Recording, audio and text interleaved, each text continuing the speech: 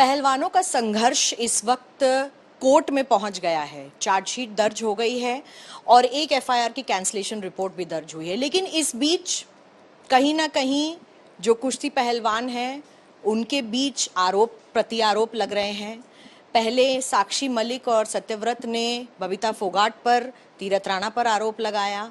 आज जब योगेश्वर दत्त ने एक वीडियो ट्वीट करके ये कहा कि जो प्रोटेस्टिंग रेसलर्स हैं, जो धरना दे रहे थे कुश्ती पहलवान, उनको एक बाउट सिर्फ देना है ट्रायल का और जो सक्सेसिव ट्रायल्स है वो नहीं देने हैं सिलेक्शन करने के लिए, उसके विरोध में योगेश्वर बोले तो विनेश फोगाट ने भी आरोपों का सिलसिला शुरू कर दिया। हमारे साथ योगेश्वर दत्त हैं जो खुद एक कुश्ती पहलवान है, ओलंपिक गोल्ड मेडलिस्ट हैं। योगेश्वर जी, आप बताइए कि यहाँ पर आपने ये वीडियो जब बनाया तो वो पहले तो किस संदर्भ में था, पूरी बात बताएं। देखिए, मैं बताता हूँ आपको कि आप लोगों के माध्यम से, मीडिया के माध्यम से मेरे को पता लगा कि आईओए ने जो एडॉक कमेटी बनाई है उसमें एडॉक कमेटी ने फैसला किया है कि भाई ये जो पहलवान जो प्रदर्शन कर रहे थे, धरने पे थे, जो कि बस इनकी एक ट्रायल होगी। जो एशियन गेम्स वर्ल्ड चैंपियनशिप 6 पहलवान जो धरने पे थे, बस एक ही ट्रायल होगी इनकी। तो उसके संदर्भ में मैंने आज वीडियो डाली थी कि ये बिल्कुल गलत है। वो अपना प्रदर्शन कर रहे थे, यौन शोषण के आरोप उन्होंने लगाए थे, जिस पे आरोप लगाए थे उसके खिलाफ एफआईआर दर्ज हो चुकी है, सारी चीजें हैं। पर असली चीज ये है कि एक ट्रायल इनकी क्यों, जो धरना पे बैठे थे, इससे और पहलवान जो मैं जूनियर पहलवान जो कैंप में ट्रेनिंग करते हैं, जो अखाड़ों में ट्रेनिंग करते हैं, तो उन वो 4-4, 5-5 कुश्ती वो क्यों लड़े। तो मेरे बोलने के बाद पर ये आईओए की एडहॉक कमेटी के अप्रूवल से ही हो रहा है जी। बिल्कुल, मेरे को पता लगा कि इन्होंने कोई लेटर लिखा है वहाँ पे एडहॉक कमेटी में कि हमारी एक ट्रायल हो, और उसने उसको मान्यता दी। क्यों मान्यता दी मेरे को नहीं पता, ये बिल्कुल गलत है और इसके लिए आवाज उठाई और आगे भी उठाते रहेंगे कुछ ऐसी चीजें होंगी तो। और जो इनकी मांग थी, जो धरना प्रदर्शन था, वो इनका निजी था, आरोप लगाने के सिवाय इनके पास कुछ चीजें हैं नहीं। उसके बाद मुझे भी पता लगा कि ट्वीट करके विनेश ने मेरे बारे में भी कुछ बोला है, तो ये आरोप ही लगाते हैं। उसने बोला कि भाई मैंने लड़कियों से बोला, लड़कियों से बात की, तो उसी टाइम उन्होंने मेरी भी एफआईआर दर्ज करवानी चाहिए कि मैं योगेश्वर हम पे दबाव बना रहा है, हमारे घर कॉल कर रहा है। और कोई भी कॉल करता है तो आपने मेरे पास आज कॉल की है, तो मेरे पास आपकी कॉल डिटेल है, 1 मिनट या 30 सेकंड जितनी बात हुई, तो उनके पास वो अगर रिकॉर्डिंग नहीं है, ऐसे तो रिकॉर्डिंग करते हैं सभी, आज का दौर तो है कि चाहे व्हाट्सएप कॉल करे तभी रिकॉर्डिंग करते हैं। और वो भी उन्होंने उसी टाइम उजागर कर देना चाहिए। मैंने किसी के साथ बात की है तो किसी घर वालों को, और मैं क्यों रोकूंगा किसी लड़की को, किसी के साथ कुछ गलत है तो मैं तो खुद बोलता हूँ कि आगे आना चाहिए उनको, किसी के साथ कुछ गलत हुआ है। और कुछ ऐसी बहुत सी उन्होंने चीजें बोली हैं जो मतलब उन्होंने ऐसे आरोप लगाए हैं आपके ऊपर, जैसे उन्होंने कहा है कि आपने कुछ लड़कियों से कहा है कि यहाँ कुछ नहीं होने वाला, ऐसा ही चलता रहेगा, ब्रिजभूषण का कुछ नहीं होगा, आप लोग अपनी ट्रेनिंग करते रहिए, आप लोग वक्त बर्बाद कर रहे हैं।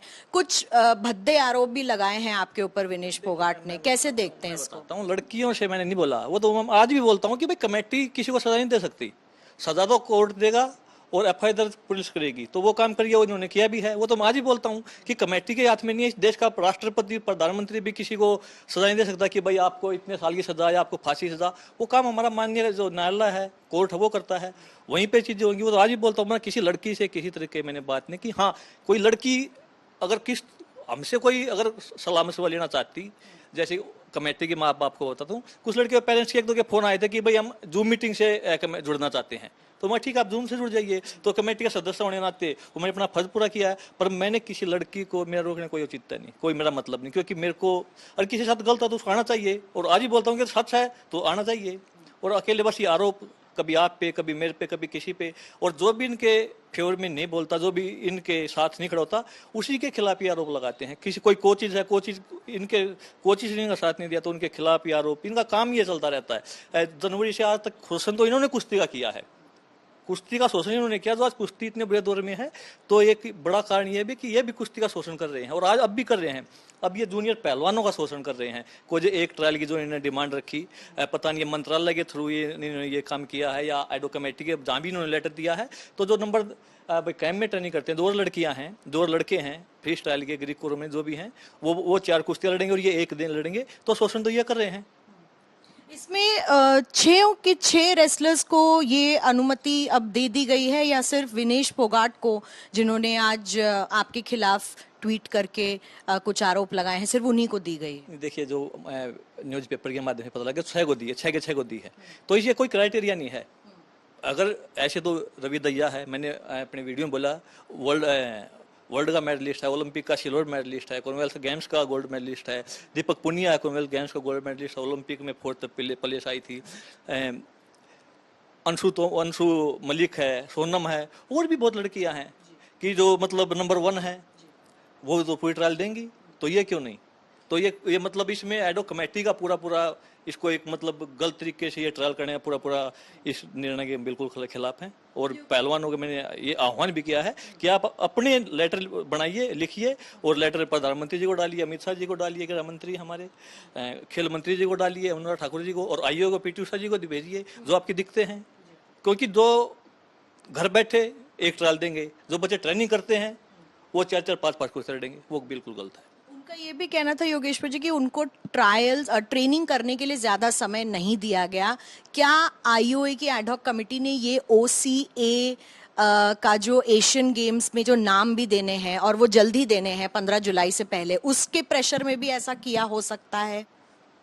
नहीं, देखिए, ये चीज़ अलग है, धरना प्रदर्शन। अगर कोई और पहलवान जाके बैठ जाएगा कि हम धरना करेंगे और वो फिर वो टाइम मांगने लगे, तो वो चीज़ें अलग हैं। और एडे कमेटी ने कहाँ कुछ जो ओसीए का जो भी उनके रूल है, वो अलग चीज़ें हैं। पर जो चीज़ें फिलहाल हैं वो चीज़ें हैं, तो इनको पहले देखना चाहिए था कि भाई एशियन गेम्स हैं, वो तो उसकी तैयारी कर दे। मेरा आखिरी सवाल आपसे यही है कि विनेश फोगाट आप पे सीधा निशाना लगाकर यही कह रही है कि आप बृजभूषण शरण सिंह की चापलूसी कर रहे हैं। उन्होंने ऐसे ऐसे शब्दों का उपयोग किया है आपके लिए। वो कह रहे हैं कि आप बाकी रेसलर्स को उनके खिलाफ भड़काने की कोशिश ना करें, आपको सांप बुलाया, बहुत सारी चीजें। देखिए, उनके पास कहने के लिए, कुछ करने के लिए कुछ भी नहीं है। बृजभूषण शरण सिंह से मेरे का कोई मतलब नहीं है। 2016 ओलंपिक के बाद मेरे को फेडरेशन में आना जाना बिल्कुल 1-2 बार गया, मैंने पहले ही बताया है। इन तो स्टार्टिंग में धरने बोले कि मैं फेडरेशन की गोद में बैठा हूँ, इससे मेरा कोई मतलब नहीं था। 10 साल तो भगवान की तरह पूजा ये करते, हर मीडिया के सामने बिना उसका जिक्र किए अपने आप उसकी तारीफ करते थे, फेडरेशन की तारीफ करते थे। अभी हम जैसे वो बोलते हैं, हमारा क्या मतलब फेडरेशन से? हमें कोई पद नहीं लिया फेडरेशन में, कोई इंडिया मतलब 2016 के बाद इंडिया की तरफ मतलब टीम में भारतीय जो कुश्ती टीम जाती है उसमें कभी एक बार भी नहीं गया मैं, कभी कैंप में मैं नहीं गया, किसी ट्रायल का हिस्सा में मैं नहीं रहा, कि भी किसी सिलेक्शन ट्रायल में मैं गया हूँ। वो अभी ये ओवर साइड कमेटी जो बनी थी, बस एक ट्रायल वो कराई थी, वो फेडरेशन के अंडर में नहीं थी, वो भी हमारी अलग कमेटी बनी थी। तो इनकी दिक्कतें कुछ और हैं, और वो दिक्कतें धीरे धीरे लोगों को पता लगने लगी है अभी। और मैंने आज आह्वान भी किया था कि हमारे जो खाप पंचायतें हैं, जो खाप प्रतिनिधि हैं, जो किसान संगठन है, वो इनके सच को समझिए। ये जो हमारे बच्चे जूनियर बच्चे हैं, और तकरीबन हरियाणा ही 90% हरियाणा ही कुश्ती करता है, और कैम में भी 90% बच्चे हरियाणा के होते हैं, तो उन्हीं का हक ये छीनने की कोशिश कर रहे हैं। जो शोषण के आरोप इन्होंने लगाए हैं, वो उसका फैसला कोर्ट करेगी। कोई दोषी है तो उसको सजा मिले, कठिन सजा मिले, पर उसके बाद ये यहाँ पे हमारे जूनियर पहलवानों का शोषण भी इन्होंने स्टार्ट कर दिया है। इसके लिए ही बोलने वाला कोई होना चाहिए, उन्होंने वही चीजें हमने आज की हैं। तो योगेश्वर दत्त साफ साफ पूरे सवालों के जवाब देते हुए, जो आरोप विनेश फोगाट ने इन पे लगाए उस पर भी बोलते हुए, और कह रहे हैं कि अब खेल में जो नए पहलवान सामने आ रहे हैं उन्हें दिक्कतें होंगी इन सब चीज़ों से, और सिलेक्टिव ट्रीटमेंट सिर्फ 6 पहलवानों को क्यों मिलना चाहिए। और योगेश्वर ने यह भी कहा कि उन पर जो आरोप लगाए गए हैं बृजभूषण शरण सिंह को लेकर, उस पर भी उन्होंने जवाब दिया है। लेकिन अब क्या पहलवानों के बीच ही एक घमासान छिड़ गया है, और एक तरफ जो है कोर्ट में मामला भी चल रहा है, और चार्जशीट भी इस वक्त पूरे रेसलर मामले में दर्ज कर दी गई है। अभी तक आपको ये भी बता दें कि रेसलिंग फेडरेशन का जो चुनाव है उसकी भी डेट घोषित कर दी है। 11 जुलाई को अब ये चुनाव करने की घोषणा की जा रही है। उससे पहले वोटर लिस्ट भी आएगी, उस पर भी कहीं ना कहीं विवाद हो सकता है। अनिल जायसवाल के साथ रोहतक से मिलन शर्मा, आज तक।